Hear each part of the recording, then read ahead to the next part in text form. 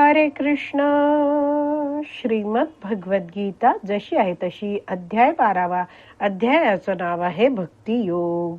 18 आणि 19 श्लोक एकत्र आहेत. त्यावर श्रील बलदेव विद्याभूषण यांनी लिहिलेली जी गीताभूषण टीका आहे त्याचं वर्णन आपण वाचायला सुरू करणार. त्याआधी श्रील प्रभुपादांना प्रार्थना करूया. हे श्रील प्रभुपाद, आम्ही भगवद्गीता हा ग्रंथ वाचून समजून घेण्याचा प्रयत्न करीत आहोत, त्यासाठी आम्हाला आशीर्वाद द्या. धन्यवाद प्रभुपाद. श्लोक क्रमांक 18 मध्ये भगवान श्रीकृष्ण अर्जुनाला म्हणता आहेत की जो मनुष्य शत्रू मित्र यांच्या ठाई समान आहे, जो मान अपमान शीत उष्ण सुख दुःख स्तुती निंदा यामध्ये समभाव राखतो आहे. तर 18व्या श्लोकाचे हे सगळे शब्द आहेत. त्यात आपण जाणू शकतोय की समभाव ठेवणं ही भगवंत अपेक्षा ठेवत आहेत. म्हणजे व्यक्तीने या बाबतीत सम राहिलं पाहिजे. तर शुद्ध भक्त आहे तो अशा प्रकारे समभाव ठेवतो. ह्या सगळ्या गोष्टींना सामोरा जाताना हा शुद्ध भक्त कधीच विचलित होत नाही. संग विवर्जिता या शब्दाबद्दल श्रील बलदेव विद्याभूषण लिहितात की ह्याचा अर्थ आहे कुसंग शून्य. कुसंग म्हणजे वाईट संग. तो कोणता? तर जे भौतिक गोष्टींमध्ये आसक्त असलेले भोगी जन आहेत. दुसरे जे भगवान श्रीकृष्णांची भक्ती नाकारता आहेत, अशा कुसंगाचा, अशा वाईट संघाचा लाभ घेणं किंवा अशा लोकांचा संग घेणं हा शुद्ध भक्त नेहमीच टाळतो. अशा लोकांशी हा शुद्ध भक्त कधीच आदान प्रदान करत नाही. जसं उपदेशामृत ग्रंथामध्ये श्रील रूप गोस्वामींनी सांगितलं आहे की प्रीती लक्षण 6 प्रकारची देवाणघेवाण भक्तांमध्ये होत असते. भक्त समोरच्या भक्ताला काही देतात, त्याच्याकडून काही स्वीकारतात, त्याला भोजनाला प्रसादाला बोलवतात, त्याच्याकडून प्रसादाचं आमंत्रण स्वीकारतात. एखादी गुह्य गोष्ट मनातली समोरच्या भक्ताला सांगतात. समोरच्या भक्ताचे काही गुह्य प्रश्न असतील तर त्याला उत्तर दिलं जातं.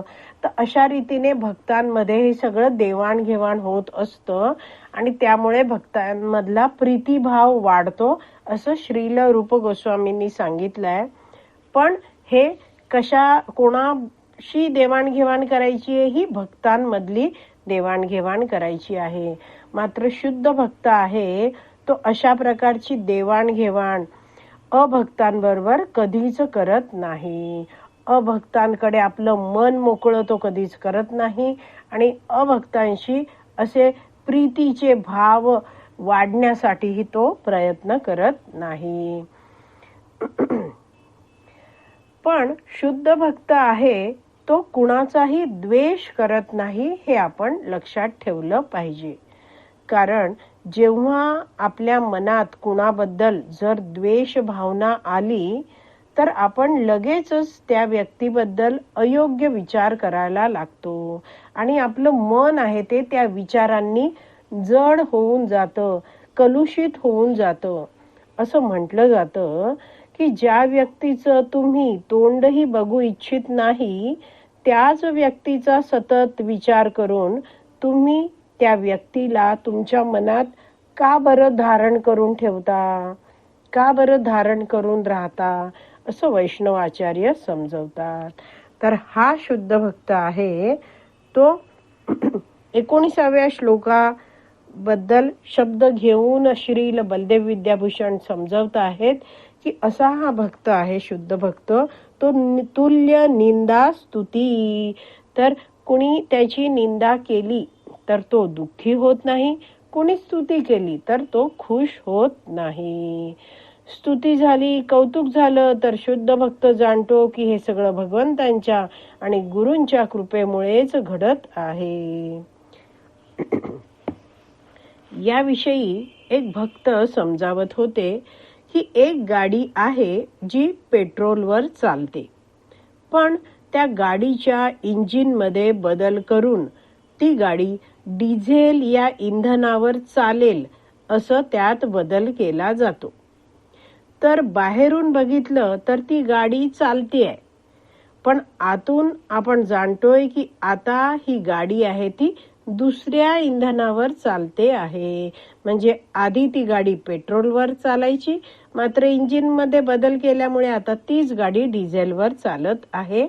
हे कोण? आतला माणूस आहे, ज्यांनी हे बदल करून घेतला आहे, तो हे सगळं जाणतोय. तर असं उदाहरण देऊन वैष्णवाचार्य समजवतात की भक्ती करण्याआधी हा जो भक्त आहे तो आपल्या जीवनात स्वतःच्या कर्मानुसार जगत असतो, काही कार्य करू शकत असतो. परंतु व्यक्ती जेव्हा भक्तीमध्ये संलग्न होतो आणि भगवान श्रीकृष्णांना संतुष्ट करण्यासाठी कार्य करायला लागतो, तेव्हा ते सगळं कार्य तो भक्त भगवान श्रीकृष्णांच्या, आध्यात्मिक गुरूंच्या, वैष्णवांच्या कृपेनेच करू शकतो. तर अशा प्रकारे जेव्हा व्यक्ती भक्ती करतो आहे, तर ही जी भक्तीची शक्ती आहे, गुरु महाराजांचा कृपा आशीर्वाद आहे, वैष्णवांची संगत आहे, भगवंतांची कृपा आहे, त्यामुळे भक्त सगळी कार्य उत्तम रित्या करू शकतो भगवंतांच्या संतुष्टीसाठी. आज आपली विराम द्यायची वेळ झाली आहे. आज आपण इथेच विराम देऊया. श्रीमद भगवत गीता की जय. श्रील प्रभुपाद की जय. हरी बोल.